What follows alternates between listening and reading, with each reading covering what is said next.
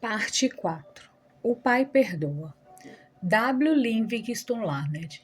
Escute, filho. Enquanto falo isso, você está deitado, dormindo, uma mãozinha enfiada debaixo do seu rosto, os cachinhos louros molhados de suor grudados na fonte. Entrei sozinho e sorrateiramente no seu quarto. Há poucos minutos, enquanto eu estava sentado lendo meu jornal na biblioteca, fui assaltado por uma onda sufocante de remorso. E sentindo-me culpado, vim para ficar ao lado de sua cama. Andei pensando em algumas coisas, filho. Tenho sido intransigente com você. Na hora em que se trocava para ir à escola, ralhei com você por não enxugar direito o rosto com a toalha.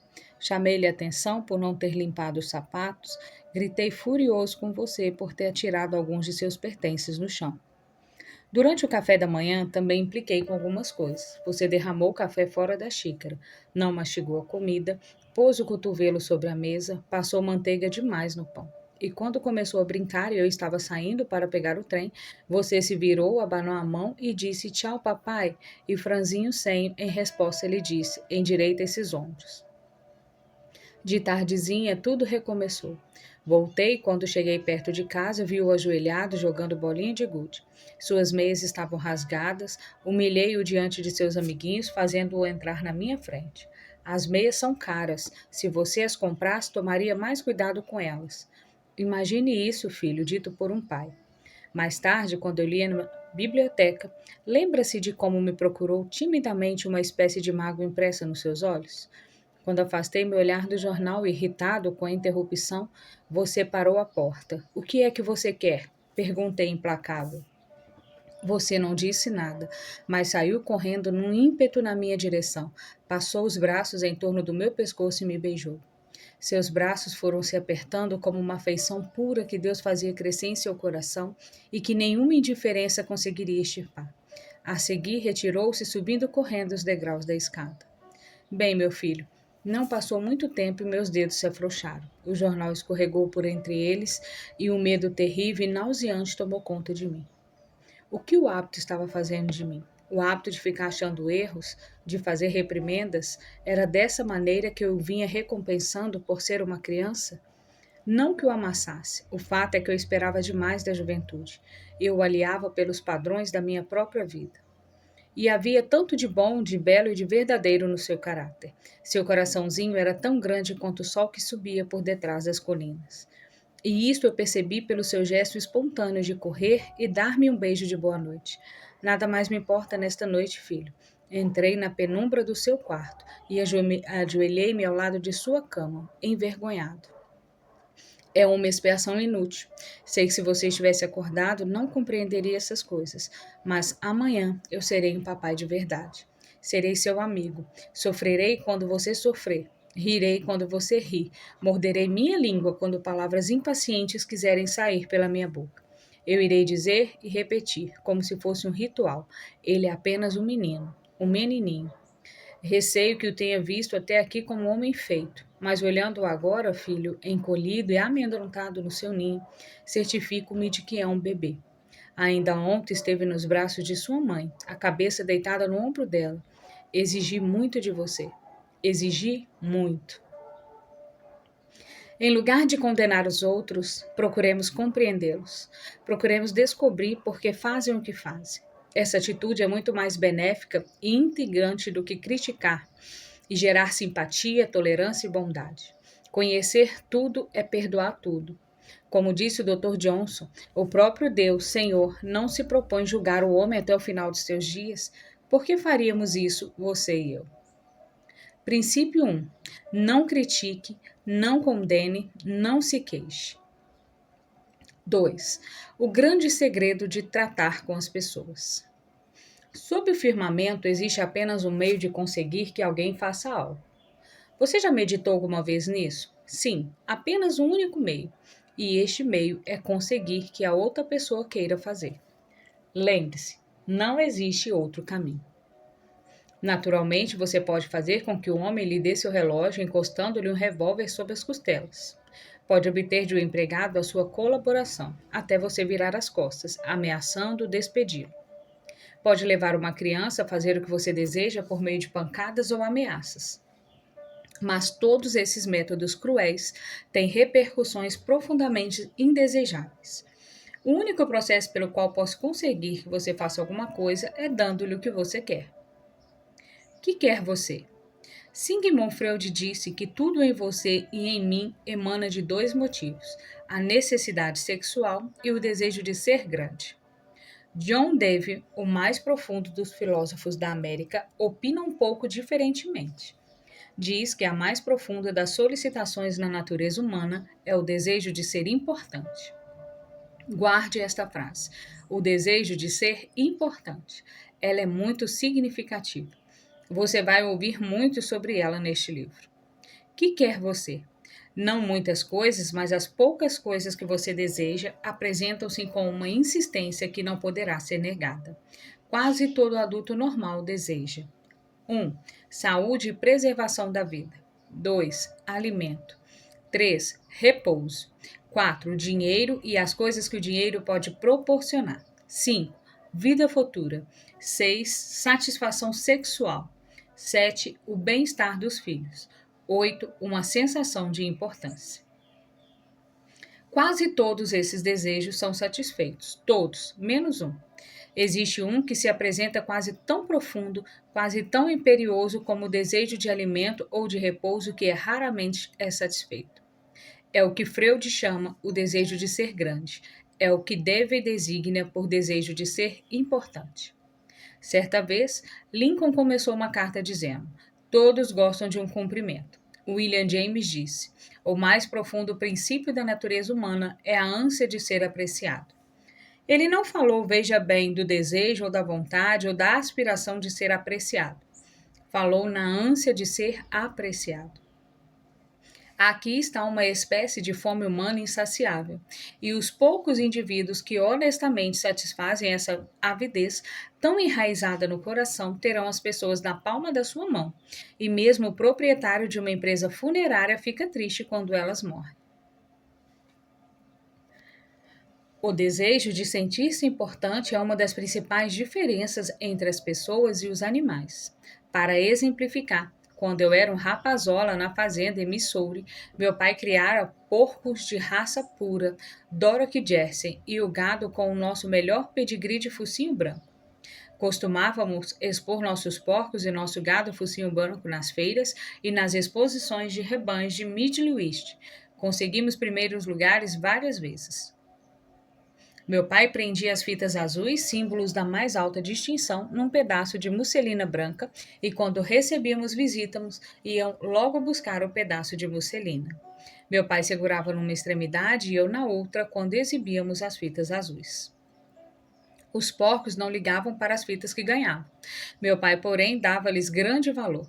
Tais prêmios lhe ensejavam muita importância. Se os nossos antepassados não tivessem tido este vivo desejo de sentirem-se importantes, a civilização teria sido impossível. Sem eles, seríamos apenas como os animais. Foi o desejo de ser importante que levou um empregado num armazém, pobre e sem escolaridade, a estudar alguns livros de direito que encontrara no fundo de uma barrica de objetos pessoais descartados e que comprara por 50 centavos. Você, por certo, já ouviu falar deste empregado de armazém. Chamava-se Lincoln. Foi esse desejo de ser importante que inspirou Dickens a escrever suas novelas imortais. Tal desejo inspirou Sir Christopher Wren a gravar suas sinfonias na pedra. O mesmo desejo levou Rockefeller a juntar milhões que jamais gastou. E esse mesmo desejo fez o homem mais rico da sua cidade construir uma casa muito maior do que as suas necessidades. Esse desejo faz você querer suas roupas da última moda, dirigir os carros lançados mais recentemente e falar sobre seus inteligentes filhos. É este desejo que leva muitos rapazes a se tornarem bandidos e assassinos. A média dos jovens criminosos de hoje, diz E.P. Mulroney, antigo comissário de polícia de Nova York, tem o ego inflado e seu primeiro pedido depois da prisão é ver os jornais que fazem deles heróis. A desagradável perspectiva de cumprir uma sentença na prisão parece remota desde que ele possa admirar sua fotografia ocupando espaços ao lado de retratos dos esportistas famosos, astros de cinemas e televisão e políticos. Se você me disser que se sente importante, eu lhe direi quem é você. Isso determina o seu caráter. É a coisa mais significativa sobre você. Por exemplo, John D. Rockefeller satisfazia seu desejo de importância dando dinheiro para erigir um hospital moderno em Pequim, na China, para cuidar de milhões de pessoas pobres, as quais nunca viu nem veria. Dillinger, por outro lado, satisfazia o desejo de ser importante sendo um bandido, um assaltante de bancos, um assassino. Quando os agentes do FBI andavam à sua procura, ele apareceu numa casa de fazenda em Minnesota e disse: Eu sou Dillinger. Sentia-se orgulhoso de ser o inimigo público número um. Eu não vou fazer-lhe mal algum, mas eu sou Dillinger, disse ele. Sim, a única diferença fundamental entre Dillinger e Rockefeller é o modo como ele satisfazia o desejo de importância. A história está cheia de exemplos divertidos de pessoas famosas lutando para se sentirem importantes. Mesmo George Washington quis ser chamado Sua Majestade, o presidente dos Estados Unidos, e Colombo pleiteou o título de almirante do oceano e vice-rei da Índia. Catarina a Grande recusou abrir cartas que não eram endereçadas à Sua Imperial Majestade. E a senhora Lincoln, na Casa Branca, virou-se para a senhora Grant como uma fera e gritou: Como ousa estar sentada em minha presença antes de meu convite? Nossos milionários ajudaram financeiramente a expedição do almirante Byrd no Polo Ártico, na certeza de que várias montanhas de gelo seriam chamadas com seus nomes. Victor Hugo aspirou a ter nada menos do que a cidade de Paris com outro nome em sua honra. Mesmo Shakespeare, o mais poderoso dos poderosos, procurou aumentar o fausto do seu nome, buscando um brasão para sua família. Muitas pessoas ficaram doentes em função do desejo de conquistar simpatia e atenção, e desfrutar um ar de importância. Tomemos, por exemplo, a senhora Micaela. Ela satisfez seu desejo de importância, forçando o marido, o presidente dos Estados Unidos, a esquecer os importantes negócios do país, enquanto ficava reclinado na cama ao seu lado durante horas, envolvendo-a nos braços, ninando-a para dormir. Alimentava seu incessante desejo de merecer consideração, insistindo em que ele permanecesse ao seu lado enquanto tratava dos dentes. E certa feita criou uma cena tempestuosa quando Micaela deixou só com o dentista enquanto tomava uns apontamentos de John Hay, seu secretário de Estado. Mary Roberts Rinehart contou-me certa vez que uma inteligente e forte jovem adoecera com o fim de desfrutar a consideração e os cuidados de sua família. Um dia, disse a senhora Rinehart, esta mulher teve de encarar qualquer coisa, sua idade talvez. Os anos solitários já haviam passado e tinha ela que esperar muito pouco da vida. Foi para a cama e por 10 anos sua velha mãe subiu e desceu para o terceiro andar, levando-lhe bandejas como enfermeira. Mas um dia, a velha senhora, cansada com tal serviço, foi para a cama e morreu. Por algumas semanas, a enfermeira definhou. Resolveu levantar-se, vestiu-se e recomeçou a viver. Certas autoridades declaram que muitas vezes algumas pessoas tornam-se doentes para encontrar na terra dos sonhos da insanidade a consideração que lhes foi negada no áspero mundo das realidades. Existem mais pacientes sofrendo das faculdades mentais nos hospitais dos Estados Unidos que em todas as outras doenças conjuntamente. Qual a causa da insanidade? Ninguém pode, por certo, responder a uma pergunta tão vasta como essa. Mas nós sabemos que certas doenças, como a sífilis, atacam e destroem as células do cérebro, causando a loucura. De fato, metade de todas as doenças mentais podem ser atribuídas a causas físicas, tais como lesões cerebrais, álcool, tóxicos e ferimentos.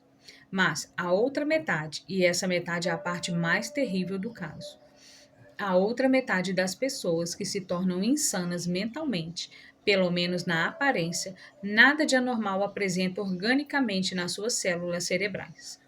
Nas neurocópsias, quando estudados por meio de microscópios da mais alta potência, os tecidos cerebrais mostram-se perfeitos, tão saudáveis como os seus e como os meus.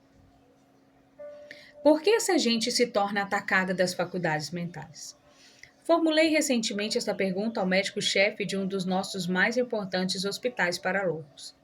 Esse doutor, que recebera as mais altas honrarias e os mais ambicionados títulos pelo valor dos seus conhecimentos no campo da psiquiatria, confessou-me com toda a franqueza que ele mesmo não sabia, porque as pessoas se tornavam insanas. De certo, ninguém sabe, mas disse que muita gente se torna assim, porque encontra na insanidade a satisfação da consideração que sempre almejou e que não teve facilidade de encontrar no mundo real. Contou-me então o seguinte caso. Tenho agora um cliente cujo casamento foi uma verdadeira tragédia. Ela queria amor, satisfação sexual, filhos e prestígio social.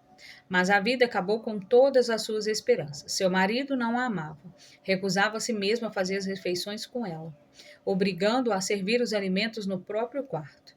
Ela não teve filhos nem destaque social. Tornou-se louca. E, em sua imaginação, divorciou-se do marido e retomou seu nome de solteira. Acredita agora que se consorciou na alta aristocracia britânica e faz questão de ser chamada de Lady Smith. No tocante aos filhos, imagina que tem um novo bebê cada noite. Sempre que chego para visitá-la, diz-me: Doutor, tive um filhinho a noite passada. Uma vez desfeita a vida, todos os barcos do sonho se chocam nas rochas ásperas da realidade. Mas, nas encantadoras e fantásticas ilhas da loucura, todas as suas galeras correm para o porto, velas enfunadas e o vento assobiando em torno dos mastros. Trágico? Oh, não sei. Seu médico me diz. Se eu pudesse, com as minhas mãos, restituir sua sanidade mental, não o faria. Ela é muito mais feliz assim como está.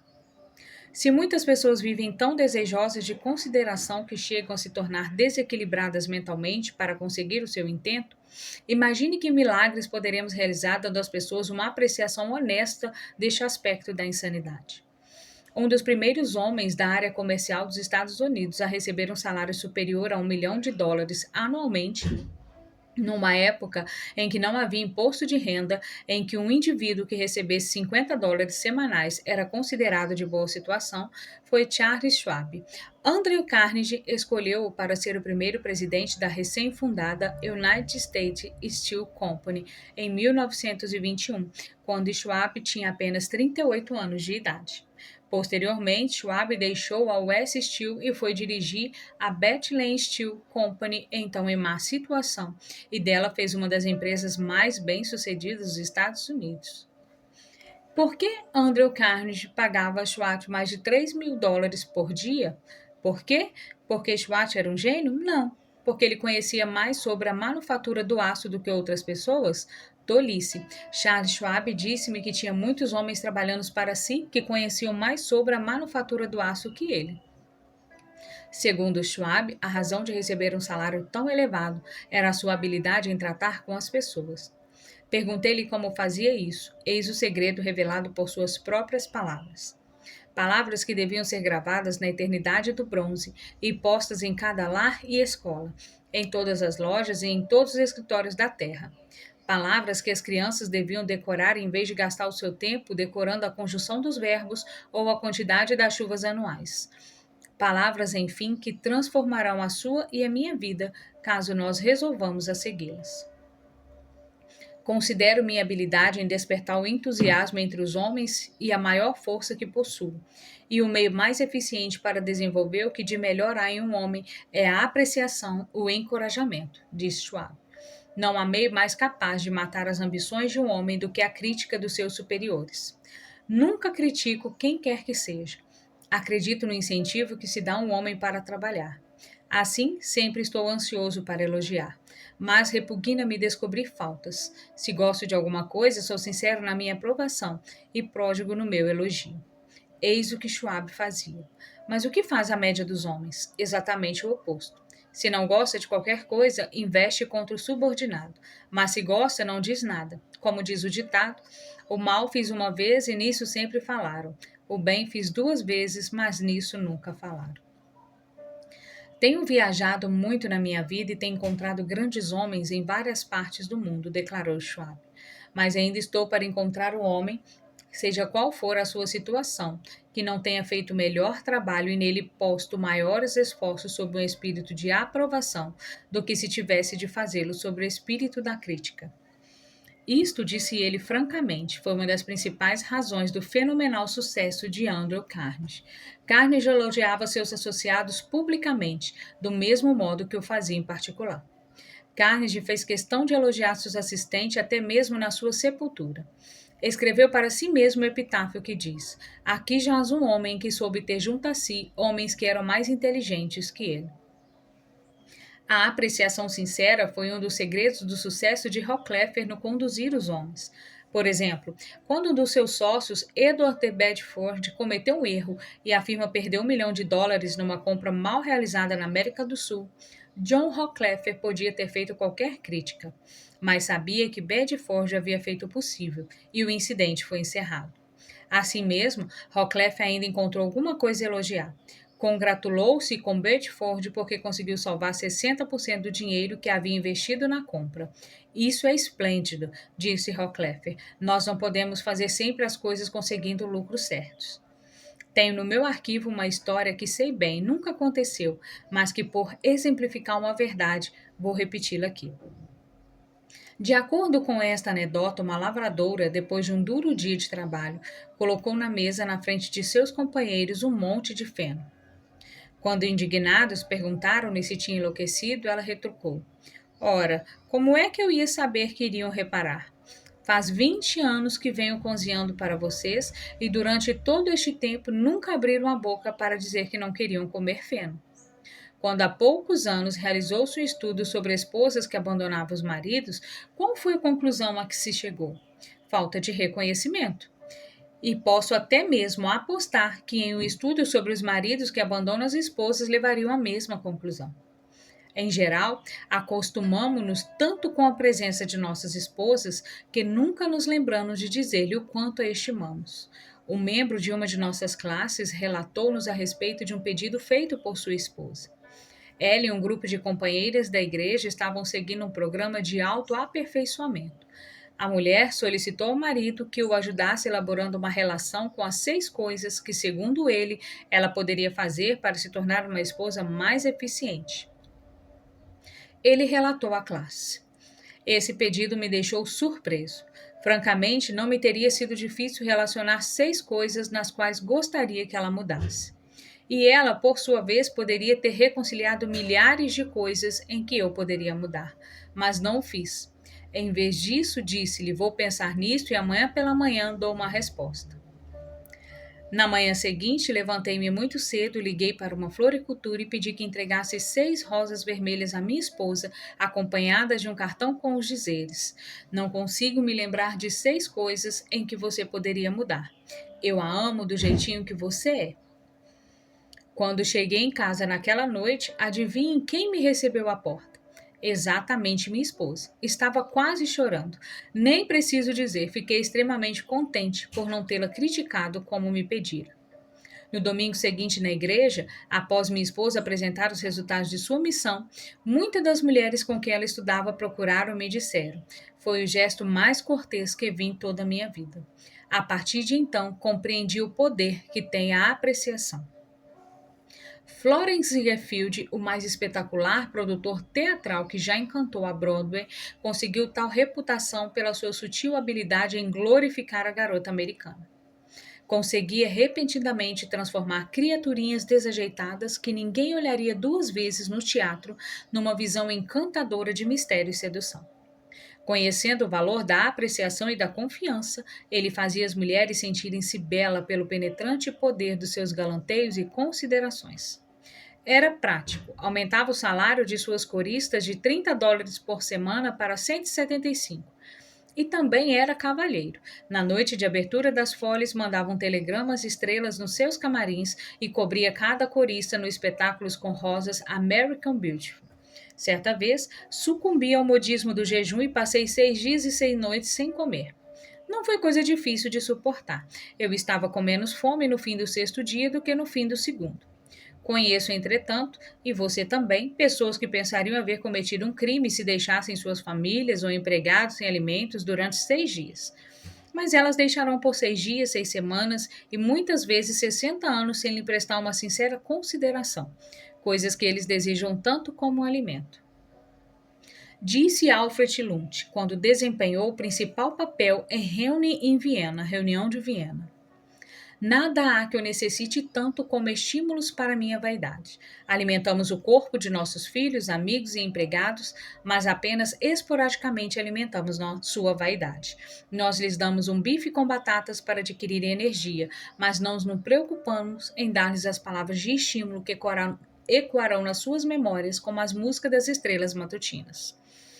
Paul Harvey, em um de seus programas de rádio, O Resto da História, mostrou como a apreciação sincera consegue mudar a vida de uma pessoa. Contou que anos antes, uma professora de Detroit solicitou a Steve Morris que a ajudasse a procurar um camundongo que estava solto na sala de aula. Entenda-se, ela apreciava o fato de que a natureza houvesse dado a Steve algo que na sala ninguém possuía. A natureza havia dado a Steve um aguçado par de ouvidos para compensar sua cegueira. De fato, era aquela primeira vez que alguém reconhecia a capacidade de seus ouvidos. Hoje, após muitos anos, ele afirma que aquele ato de consideração iniciava uma nova vida. A partir daquele momento, começou a desenvolver seu dom auditivo e esforçou-se por se tornar, sob o nome artístico de Steve Wonder, um dos maiores cantores e compositores da música popular a partir dos anos 70. Alguns leitores estão dizendo justamente agora que acabaram de ler essas linhas. Isso não passa de tolices. Isso não dá nenhum resultado, a não ser como pessoas atrasadas. Por certo, a bajulação raramente produz efeito com gente de discernimento. É frívolo, egoísta e insincero. Deve falhar e constantemente acontece isso. Muitas pessoas se consideram tão famintas, tão sedentas por apreciação que aceitam qualquer coisa. Do mesmo modo que o homem que está morrendo de fome come até capim e minhocas. Mesmo a rainha Vitória era suscetível à galanteria e à lisonja. O primeiro-ministro Benjamin Disraeli confessou que sempre as empregava um pouco quando tratava com a rainha. Usando suas próprias palavras, disse ele, espalhava-as como um pedreiro com a espátula, mas Disraeli foi um dos homens mais polidos, mais galantes e mais corretos que já governaram o grande império britânico. Foi um gênio na sua esfera. O que teria eficiência para ele, necessariamente para você e para mim, não teria valor. No trato diário, a bajulação faz mais mal que bem. A lisonja é falsa e com dinheiro falsificado poderá causar-lhe transtornos sem tentar passá-los adiante. A diferença entre o elogio e a bajulação é simples. Um é sincero e a outra é falsa. Um vem do coração e a outra da boca para fora. Um é altruísta, a outra é egoísta. Um é universalmente admirado, a outra universalmente condenada. Vi há pouco tempo um busto do herói mexicano general Álvaro Obregón no Palácio Chapultepec, na Cidade do México. Abaixo do busto estavam gravadas as seguintes sábias palavras da filosofia do general Obregón. Não tenha medo dos inimigos que o atacam, tenham medo dos amigos que o bajulam. Não estou sugerindo a bajulação, longe disso. Estou falando sobre um novo modo de viver. Deixe-me repetir, estou falando sobre um novo modo de viver. O rei Jorge V tinha uma série de 6 máximas espalhadas nas paredes da sua sala de estudos, no Palácio de Buckingham. Uma das máximas dizia: ensine-me a não fazer nem receber elogio barato. Está aí tudo em que consiste a bajulação: elogio barato. Li certa vez uma definição da bajulação que merece ser repetida. Bajulação consiste em dizer ao outro justamente o que ele pensa acerca de si mesmo. Use a linguagem que quiser, disse Ralph Waldo Emerson, mas você nunca poderá dizer senão o que você é. Se tudo o que tivéssemos de fazer fosse usar a bajulação, todos fariam o mesmo e todos seríamos técnicos em relações humanas. Quando não temos o nosso pensamento absorvido em algum problema definitivo, geralmente gastamos 95% do nosso tempo pensando em nós mesmos. Agora que deixarmos de pensar em nós mesmos por um momento e começarmos a pensar nos aspectos bons de uma outra pessoa, não precisaremos nos valer da bajulação barata e falsa ao ponto de poder ser motivo de zombaria quase antes de sair da boca. Uma das virtudes mais negligenciadas no nosso dia a dia é a valorização. Às vezes, por algum motivo, descuidamos de fazer um elogio a um filho ou uma filha quando nos apresentam umas boas notas e deixamos de incentivar novas crianças quando pela primeira vez fazem um bolo ou constroem uma gaiola de passarinho. Nada alegra mais uma criança que esse tipo de elogio e de interesse por parte dos pais. Da próxima vez que você gostar do filé mignon que comer no restaurante do clube, peça ao garçom para dizer ao cozinheiro que ele estava excelente. E quando o vendedor cansado se mostrar de uma gentileza incomum, não esqueça de mencioná-lo. Todo pastor, conferencista ou orador sente a inutilidade de seu desempenho quando não recebe da audiência o menor comentário elogioso. O que se aplica a profissionais aplica-se duplamente àqueles que trabalham em escritórios, lojas e fábricas e aos nossos familiares e amigos. Nas nossas relações interpessoais, devemos nos lembrar de que nossos companheiros são seres humanos e que, como tais, desejam ouvir uma palavra que os valorize. É a moeda legal que todas as almas apreciam. Experimente deixar um rastro amistoso de pequenas centelhas de gratidão pelo caminho. Você se surpreenderá em ver como elas acendem chamas de amizade que iluminarão sua trajetória numa próxima visita. Pamela Dunham, de Nova Falls, Connecticut, tinha como responsabilidade do seu trabalho supervisionar um funcionário que não vinha trabalhando como se esperava. Os outros empregados da firma zombavam dele e sujavam os corredores para provar o péssimo serviço que ele prestava. A situação não era boa e a loja perdia em produtividade. Pan, sem sucesso, procurou motivar esse homem. Notou, porém, que às vezes que ele fazia bem determinado serviço. Fez questão de elogiá-lo por esses trabalhos bem feitos diante de todos os funcionários. Cada dia que passava, o trabalho dele foi melhorando, e logo tudo que fazia dava um resultado eficiente. Hoje ele é um funcionário excelente e todos os elogiam e fazem questão de reconhecê-lo. O elogio honesto obteve resultado onde a crítica e a ridicularização falharam. Magoar as pessoas, além de não modificá-las, jamais a desperta para suas atividades. Há um velho ditado que recortei e coloquei sobre o meu espelho, onde inevitavelmente sempre o vejo. Passarei por este caminho uma só vez. Por isso, se existe qualquer bem ou gesto de bondade que eu possa fazer em benefício do ser humano, que eu faça já. Que eu não adie ou negligencie, pois por aqui jamais passarei. Emerson dizia: todo homem que encontra é superior a mim em alguma coisa, e nesse particular eu aprendo dele. Se isso era verdade para Emerson, não parecer ser 1000 vezes mais para você e para mim? Deixemos de pensar em nossas qualidades e em nossos desejos, experimentemos descobrir as qualidades boas de um outro homem. Esqueçamos então a bajulação. Façamos um honesto e sincero elogio. Seja sincero na sua aprovação e pródigo no seu elogio. As pessoas prezarão suas palavras, guardando-as e repetindo-as durante toda a vida, repetindo-as anos depois, quando você já as tiver esquecido.